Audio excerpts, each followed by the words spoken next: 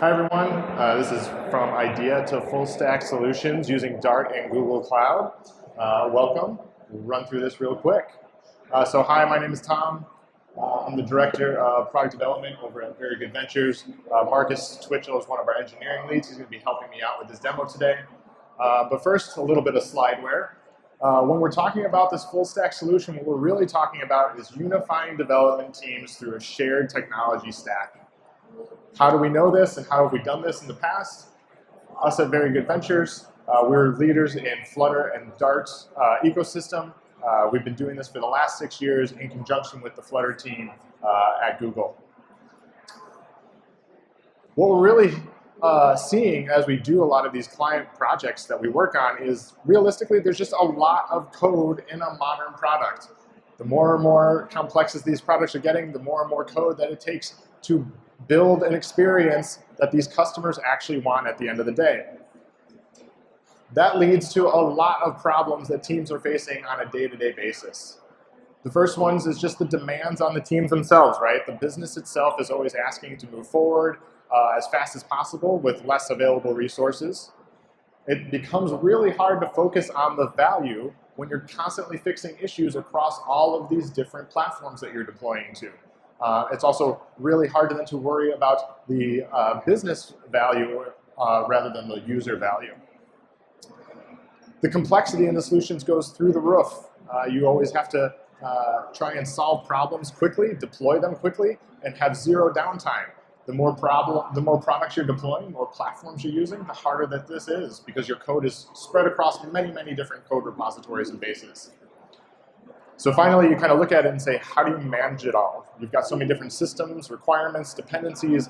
It's easy to lose track of who's responsible for what. And when you go to fix a bug or implement a new feature, where should you even start? But the good news is we're engineers. We can solve this with technology solutions. Before we go into that, though, let's do a quick little primer on Flutter and Dart if you don't know already. Flutter is Google's portable UI framework for building beautiful multi-platform applications, and it's using the Dart language. This allows you to deploy one code base across 6 platforms with native performance out of the box. A developer experience is awesome for using Flutter and Dart, and we're going to show that in the demo as well. And it really takes the pain out of the build and run sequence that we've kind of grown to know but hate in the mobile app space. A couple of good examples that we've worked on at Very Good Ventures when it comes to Flutter-based development, the BMW application, Hamilton, the Broadway musical, Betterment, and also I threw in Rive there. You can see those are mobile applications, but also desktop applications as well. So what we see as teams start to implement Flutter and Dart in their tech stack is they start with usually 3 teams. We've got an Android team, you've got an iOS team, you've got a backend team. And as you're able to start to migrate your product over to Flutter, those front-end teams start to come together. Instead of being focused on the technology, Swift, Kotlin, iOS, Android, they're focused on Flutter. They become product developers rather than just mobile developers. But the backend guys are still kind of sitting in the corner on their own little thing. So what happens with the backend team? Right, we're talking about unifying product teams on one technology stack. So how can we do this? The answer is bringing Dart to the backend. At Very Good Ventures, we've actually created a framework called Dart Frog that allows us to aid in the sharing of all this code between all of these products. So now, all of a sudden, we're unifying that front-end team, that back-end team, into one product team overall. How does this look in practice? Well, this is just a really high-level architecture of what Marcus is going to come up here and show you in a few seconds. But up at the top, you can see we've got our Flutter application, along with our shared Dart models that are actually synced to our back-end. You can see that box at the bottom with all those blue boxes. That's everything that's running up in GCP. It starts with our Dart Frog API that we've hosted on Cloud Run. We also have some of our other basic building blocks that you're expecting in a GCP instance, like Postgres, our external APIs, and even Vertex AI. And rather than me looking at rather than you looking at a diagram, how about we jump over to a demo? For that, I'm going to hand over to Marcus here. Hey guys. All right, so I'm curious, is there anyone here that's like new to Flutter, that's never seen the basics of Flutter? We're about to blow your mind. This is gonna be super cool. So, as you can see, this is a little demo app that we made. It's called Very Good Recipes. It's kind of a way to organize your recipes together. And because we have it running in the iOS simulator right here, and we're gonna pretend like our product managers came to us in a panic. We desperately need a new feature now. We need to be able to see how long it'll take a recipe to prepare. The data is already in our database, but we got to get it full stack through the back end all the way to the front end like now. So how are we going to do that? We're going to start by looking at our back end. So you can see in this project, we have one repository that has the app and back end right together, unified in one project. And we have the way Dartfrog works, everything's file-based routing. So we can go into our routes and see where we get the recipes right here. And we see there's this recipe object. So I'm going to go jump over to that recipe object. And we have a little note here. We need to add minutes to prepare. So we have that all set up, the new field. What's so cool about this field is that it's a shared object from backend and frontend. So we only have to change this once. We don't have to do multiple languages or anything. There's just one change to where now that code can be shared both places. So we're going to do that. And then we're going to look to pipe that through into this recipe detail component. So this is like it's a widget that has, it's basically the building block of a Flutter UI. Everything's a widget. And then finally, I'm going to look in the recipe detail here. So this is the detail. We want to put a big text right up top for the minutes to prepare. And we already piped it into this widget here.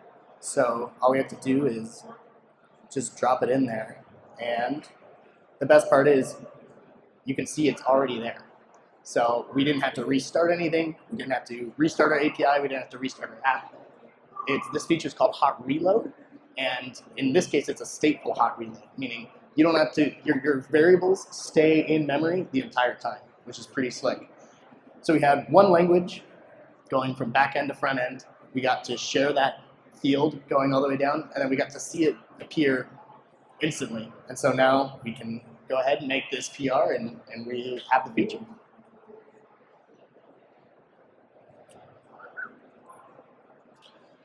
So the main thing with that demo there that you saw, as Marcus was changing the code, not once did he have to go up to his toolbar and hit the reload button or the stop and the play button, just like we've been used to for mobile development for so many, many years.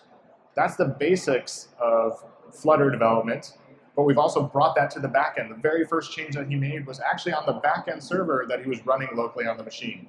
So being able to take all of the power of all of that hot reload feature, bring it to the back end, all of a sudden your development cycles are going to move faster and faster, and keep that code in sync as much as possible throughout the life cycle of your application that you're developing. That was a very quick demo.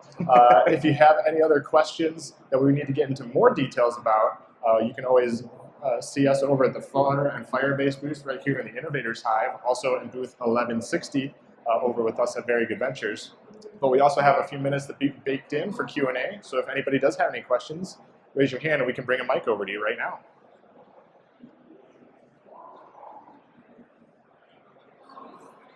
I'm new in all this. Let's say example, with the performance a little bit less if I use Flutter instead of iOS or same performance.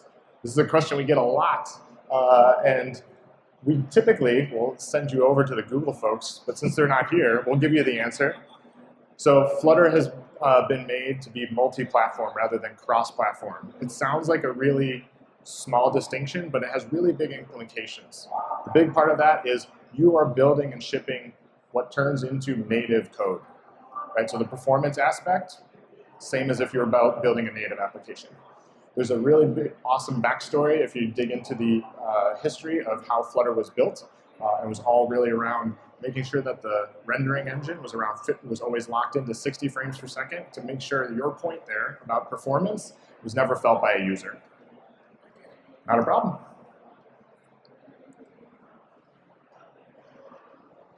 I'm new to Flutter. Is Flutter ideal for web apps? Ah, yes. So one of the things I said there at the beginning was, right, Flutter, you can write once, deploy to 6 platforms. Those platforms are iOS, Android, Web, Mac, Linux, and Windows. Windows? thank you, Windows. Been a long day. So Web is on that list. Web went to production ready, I believe, in 2019, 2020, and it's grown in its capabilities ever since then. Every year, usually around the Google I/O timeframe, the Flutter team ends up doing more and more capabilities for each of the platforms. Web has been a big focus for them over the last 2-3 years. We expect that to continue to grow as well. One aspect that we see a lot of our clients use is they start on a mobile experience, right? They build an iOS or Android app, and they find certain, let's say, experiences, user flows that make sense to bring to the web, rather than just take their whole application and drop it onto a website. That's where we see a lot of success with our clients. Overall, it's been a lot of fun to work on too. Not a problem. Any other questions? All right, well, thank you guys for your time. Hope you have a great time here at the show.